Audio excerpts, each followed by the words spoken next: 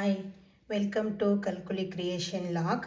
ನಾನಿವತ್ತು ನಮ್ಮ ಮಲೆನಾಡಿನಲ್ಲಿ ಚಟ್ಟೆ ಸೊಪ್ಪು ಅಂತ ಹೇಳ್ತೀವಿ, ಅದರದ್ದು ಒಂದು ತಂಬುಳಿ ಮಾಡೋದನ್ನು ತೋರಿಸ್ತೀನಿ. ನೋಡಿ, ಇದು ಈ ರೀತಿಯಾಗಿ ಇರುವಂತಹ ಒಂದು ಎಲೆ. ಇದು ಎಲ್ಲ ಕಡೆ ರೋಡ್ ಸೈಡಲ್ಲಿ ಎಲ್ಲಿ ಖಾಲಿ ಜಾಗ ಇರುತ್ತೋ ಅಲ್ಲೆಲ್ಲ ಬೆಳ್ಕೊಳ್ಳುತ್ತೆ. ಇದರಲ್ಲಿ ಒಂದು ಹಳದಿ ಬಣ್ಣದ ಹೂವು ಬರುತ್ತೆ. ಇದಕ್ಕೆ ಚಟ್ಟೆ ಸೊಪ್ಪು ಅಂತ ಹೇಳ್ತೀವಿ ನಾವು. ಇದು ಮಲೆನಾಡು ಹಾಗೂ ಕರಾವಳಿ ಭಾಗದಲ್ಲೂ ಎಲ್ಲ ಕಡೆ ಇರುತ್ತೆ. ಸಾಮಾನ್ಯವಾಗಿ ಇದನ್ನು ಒಂದು ಕಳೆ ಗಿಡ ಅಂತ ಎಲ್ಲರೂ ಇದನ್ನು ಕಿತ್ತಾಕ್ತಾರೆ. ಇದರಲ್ಲಿ ಇನ್ನೊಂದು ದೊಡ್ಡ ಜಾತಿಯ ಎಲೆನೂ ಬರುತ್ತೆ, ಆದರೆ ಅದು ಉಪಯೋಗಿಸ್ಬಾರ್ದು. ಇದರಲ್ಲಿ ತುಂಬ ಸಣ್ಣದಾಗಿ ಬರುವಂತಹ ಒಂದು ಎಲೆ ಇರುತ್ತೆ ನೋಡಿ, ಈ ರೀತಿಯಾಗಿ ಇರುತ್ತೆ. ಹಾಗೆ ಇದು ತುಂಬ ಸುಳಿಯಾಗಿ ಇರುವಂತಹ ಎಲೆಗಳನ್ನು ತಗೊಳ್ಬೇಕು. ಈ ರೀತಿ ಚಿಗುರು ಬರ್ತಾ ಇರುತ್ತಲ್ಲ, ಅಂತಹ ಎಲೆಗಳನ್ನು ಇದನ್ನು ಉಪಯೋಗಿಸ್ಬೇಕು. ಇದಕ್ಕೆ ಇಂಗ್ಲೀಷಲ್ಲಿ ಸೆನಾಟೋರಾ ಅಂತ ಹೇಳ್ತಾರೆ. ಇದು ಸಾಮಾನ್ಯವಾಗಿ ಮಳೆಗಾಲದಲ್ಲಿ ಬೆಳೆಯುವಂತಹ ಒಂದು ಕಳೆ ಗಿಡನೇ. ಎಲ್ಲ ಕಡೆ ಇದನ್ನು ನಾವು ಕಿತ್ತು ಎಸಿತೀವಿ, ಆದರೆ ಇದರದ್ದು ಒಂದು ತಂಬುಳಿ ಮಾಡಿಕೊಂಡ್ರೆ ತುಂಬ ಆರೋಗ್ಯಕ್ಕೆ ಒಳ್ಳೆಯದಾಗುವಂತಹ ಒಂದು ಇದು ಅನೇಕ ರೋಗಗಳಿಗೆ ಇದು ಉಪಯೋಗ ಆಗುತ್ತೆ. ತುಂಬ ರಾಮಬಾಣ ಅಂತಲೇ ಹೇಳ್ಬೋದು. ಹಾಗೆ ಆಯುರ್ವೇದದಲ್ಲೂ ಇದನ್ನು ತುಂಬ ಉಪಯೋಗಿಸ್ತಾರೆ. ಇದರದ್ದು ಎಲೆ ಇರ್ಬೋದು, ಬೀಜ, ಹೂವು ಎಲ್ಲದರಲ್ಲೂ ಔಷಧೀಯ ಗುಣಗಳನ್ನು ಇದು ಹೊಂದಿದೆ. ಇದು ಸ್ವಲ್ಪ ಉಷ್ಣ ಪ್ರಕೃತಿ ಇರೋದ್ರಿಂದ ಇದನ್ನು ಮಳೆಗಾಲದಲ್ಲಿ ಸಾಮಾನ್ಯವಾಗಿ ತುಂಬ ಮಳೆ ಬಂದು ಎಲ್ಲ ಒಂಥರ ದೇಹ ಎಲ್ಲ ಥಂಡಿ ಅನುಭವ ಆಗ್ತಾ ಇರುತ್ತಲ್ಲ, ಅಂತಹ ಸಮಯದಲ್ಲಿ ಇದನ್ನು ಮಾಡಿಕೊಂಡು ಉಪಯೋಗಿಸ್ತಾರೆ. ಇದನ್ನು ಇವಾಗ ಹೇಗೆ ಮಾಡೋದು ಅಂತ ನಾನು ತೋರಿಸ್ಕೊಡ್ತೀನಿ. ಇವಾಗ ಮೊದಲಿಗೆ ಇಲ್ಲೊಂದು ಬಾಣಲೆ ಇಟ್ಕೊಂಡ್ಬಿಟ್ಟು ಸ್ಟವ್ ಆನ್ ಮಾಡ್ಕೊಳ್ಳೋಣ. ಸ್ಟವ್ ಆನ್ ಮಾಡ್ಕೊಬಿಟ್ಟು ಅದು ಸ್ವಲ್ಪ ಬಿಸಿಯಾಗಲಿ. ಇವಾಗ ಇಲ್ಲಿ ಇದಕ್ಕೆ 2 ಟೇಬಲ್ ಸ್ಪೂನ್ ಆಗಷ್ಟು ಎಣ್ಣೆನ ಹಾಕ್ಕೊಳ್ಳೋಣ. ಎಣ್ಣೆನೂ ತುಂಬ ಜಾಸ್ತಿ ಬೇಕಾಗೋದಿಲ್ಲ.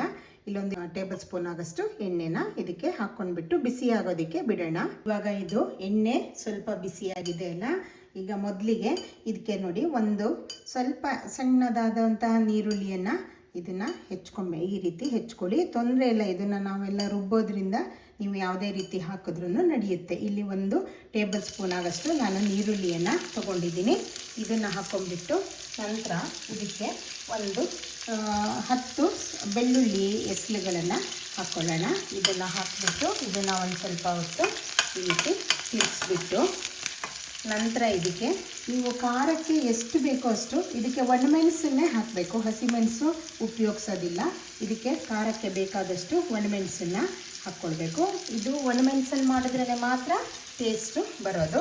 ನಂತರ ಇಲ್ಲಿ 1 ಟೀ ಸ್ಪೂನ್ ಆಗಷ್ಟು ಚಿಕ್ಕ ಟೀ ಸ್ಪೂನಲ್ಲಿ ನಾನು ಜೀರಿಗೆ ತೊಗೊಂಡಿದ್ದೀನಿ, ಇದನ್ನು ಹಾಕ್ಕೊಳ್ಳಿ. ನಂತರ ಇಲ್ಲಿ 1 ಟೀ ಸ್ಪೂನ್ ಆಗಷ್ಟು ಕೊತ್ತಂಬರಿಯನ್ನು ಸಹ ನಾನು ಇದಕ್ಕೆ ಸೇರಿಸ್ಕೊಳ್ತೀನಿ. ಇದನ್ನೆಲ್ಲದನ್ನು ಒಂದು ಸ್ವಲ್ಪ ಹೊತ್ತು ನಾವು ಲೋ ಫ್ಲೇಮಲ್ಲಿ ಫ್ರೈ ಮಾಡೋಣ. ಇದು ಸ್ವಲ್ಪ ಹೊತ್ತು ರೋಸ್ಟ್ ಆಗಲಿ. ಹಾಗೆ ಈ ಸೊಪ್ಪು ಏನಿದೆ ಇದು ತುಂಬ ನಾನು ಔಷಧೀಯ ಗುಣ ಇದೆ ಅಂತ ಹೇಳಿದ್ನಲ್ಲ, ಹಾಗೆ ಇದು ಬ್ಲಡ್ಡನ್ನು ಪ್ಯೂರಿಫೈ ಮಾಡುತ್ತೆ. ಹಾಗೆ ಜ್ವರಕ್ಕೆ ಇದು ನಾವು ತಂಬುಳಿ ಏನು ಮಾಡ್ಕೊಳ್ತೀವಲ್ಲ, ಇದು ತುಂಬ ಒಳ್ಳೆಯದಾಗುತ್ತೆ. ಹಾಗೆ ಸ್ಕಿನ್ನಲ್ಲಿ ಏನಾದ್ರು ನಿಮಗೆ ಇಚ್ಚಿಂಗ್ ಇದ್ದರೆ ಅಥವಾ ಬೇರೆ ಯಾವುದೇ ರೀತಿಯ ಸ್ಕಿನ್ ಪ್ರಾಬ್ಲಮ್ಗಳಿದ್ರೂ ಇದು ತುಂಬ ಒಳ್ಳೆಯದಾಗಿ ಕೆಲಸ ಮಾಡುತ್ತೆ. ತುಂಬ ಆರೋಗ್ಯಕ್ಕೆ ಒಳ್ಳೆಯದಾದಂತಹ ಒಂದು ಸೊಪ್ಪು ಇದು ನಮ್ಮಮ್ಮ ತುಂಬ ಮಾಡ್ತಾಯಿದ್ರು. ಇದು ಅವರ ಸಿಗ್ನೇಚರ್ ಡಿಶ್ ಅಂತಲೇ ಹೇಳ್ಬೋದು. ತುಂಬ ರುಚಿಯಾಗಿ ಮಾಡ್ತಾಯಿದ್ರು. ನನಗೆ ಅಷ್ಟು ಆ ಟೇಸ್ಟಿಗೆ ನಾನು ರೀಚ್ ಆಗ್ತೀನೋ ಇಲ್ಲೋ ಗೊತ್ತಿಲ್ಲ.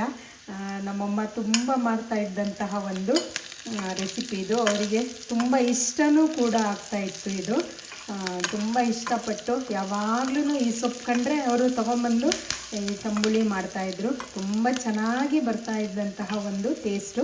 ಆರೋಗ್ಯಕ್ಕೂ ಅಷ್ಟೇ ತುಂಬ ಒಳ್ಳೆಯದು. ಇದು ಸೊಪ್ಪು ಎಲ್ಲೇ ನಿಮಗೆ ಸಿಕ್ಕಿದ್ರೂ ಇದನ್ನು ಬಿಡ್ದೇನೆ ಈ ತಂಬುಳಿಯನ್ನು ಮಾಡಿಕೊಂಡು ಇದರದ್ದು ಪ್ರಯೋಜನ ಪಡ್ಕೊಳ್ಳಿ ಅಂತ ನಾನು ಹೇಳ್ತೀನಿ. ನಂತರ ಇದೀಗ ಸ್ವಲ್ಪ ರೋಸ್ಟ್ ಆಗಿದೆ ಅಲ್ಲ, ಇವಾಗ ಇದಕ್ಕೆ ನಾವು ಈ ಸೊಪ್ಪನ್ನು ಏನು ಕ್ಲೀನ್ ಮಾಡಿ ಇಟ್ಕೊಂಡಿದ್ದೀವಲ್ಲ ಇದನ್ನು ಹಾಕ್ಕೊಳ್ಳೋಣ. ಇದು ಒಂದು ಚಿಕ್ಕ ಮುಷ್ಟಿಯಷ್ಟು ಇದೆ ಇದು ಸೊಪ್ಪು. ಕ್ವಾಂಟಿಟಿನ ನೀವು ನಿಮಗೆ ಎಷ್ಟು ಬೇಕೋ ಹಾಗೇನೇ ಅಡ್ಜಸ್ಟ್ ಮಾಡ್ಕೊಳ್ಳಿ. ಹಾಕಿಬಿಟ್ಟು ಇದು ಒಂಚೂರು ಫ್ರೈ ಮಾಡಿ ಸ್ವಲ್ಪ ಹೊತ್ತು ಇದ್ರದ್ದು ಹಸಿ ವಾಸನೆ ಹೋಗಬೇಕು. ಆಮೇಲೆ ಆ ಸೊಪ್ಪು ತೊಗೋಬೇಕಾದ್ರೆ ತುಂಬ ಎಳೆದಾಗಿರುವಂತಹ ಸೊಪ್ಪನ್ನು ತಗೊಳ್ಳಿ. ತುಂಬ ಬೆಳೆದಿರೋ ಸೊಪ್ಪು ತೊಗೊಂಡ್ರೆ ಅದು ಕಹಿ ಬರುತ್ತೆ. ಹಾಗಾಗಿ ಆದಷ್ಟು ಎಳ್ತಾಗಿರುವಂತಹ ಸೊಪ್ಪುಗಳನ್ನು ನೀವು ತೊಗೊಳ್ಬೇಕು. ಇದು ಎಷ್ಟು ಒಂದು ಇದ್ರ ಸೊಪ್ಪು ಅಂದರೆ ನೀವು ರೋಡ್ ಸೈಡಲ್ಲೂ ಸಹ ಮಳೆಗಾಲದಲ್ಲಿ ಬೆಳ್ಕೊಳ್ಳುತ್ತೆ. ಆದರೆ ಒಳ್ಳೆ ಜಾಗದಲ್ಲಿ ಬೆಳೆದಿರುವಂತಹ ಸೊಪ್ಪನ್ನು ನೋಡಿಬಿಟ್ಟು ನೀವು ಉಪಯೋಗಿಸ್ಕೊಳ್ಳಿ.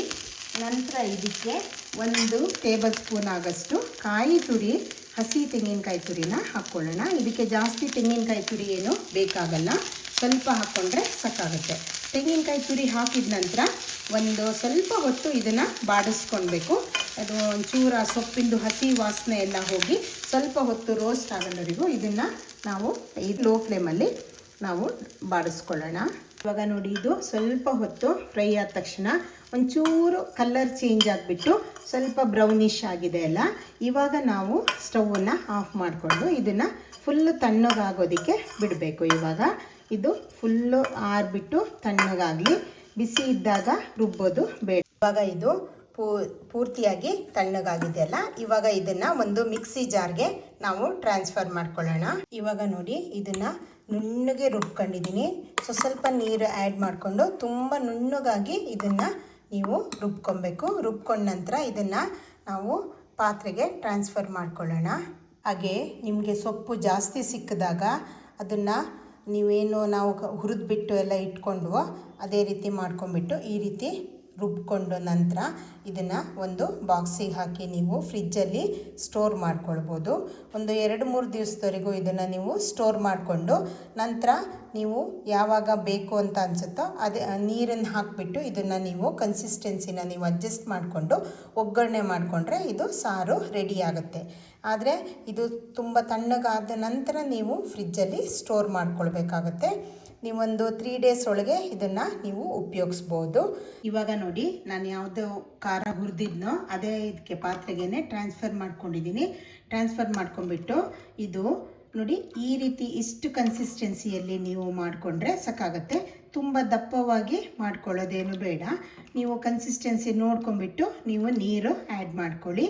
ಇದಕ್ಕೆ ನೀರು ಹಾಕಿದ್ರೆ ಸಾಕಾಗುತ್ತೆ. ನಂತರ ಇದಕ್ಕೆ ಎಷ್ಟು ರುಚಿಗೆ ತಕ್ಕಷ್ಟು ಉಪ್ಪನ್ನು ನಾವು ಹಾಕ್ಕೊಳ್ಳೋಣ. ನಾನಿಲ್ಲಿ ಒಂದು ಅರ್ಧ ಟೀ ಸ್ಪೂನಷ್ಟು ಉಪ್ಪನ್ನು ಆ್ಯಡ್ ಮಾಡ್ಕೊಂಡ್ಬಿಟ್ಟು ಉಪ್ಪನ್ನು ಕರಗಿಸ್ಕೊಳ್ಳೋಣ. ಇದನ್ನು ಮತ್ತೆ ಪುನಃ ಕುದಿಸ್ಬೇಕಾದ ಅಗತ್ಯ ಏನೂ ಇರೋದಿಲ್ಲ, ಯಾಕಂದರೆ ನಾವು ಖಾರ ಹುರಿದಿರ್ತೀವಲ್ಲ.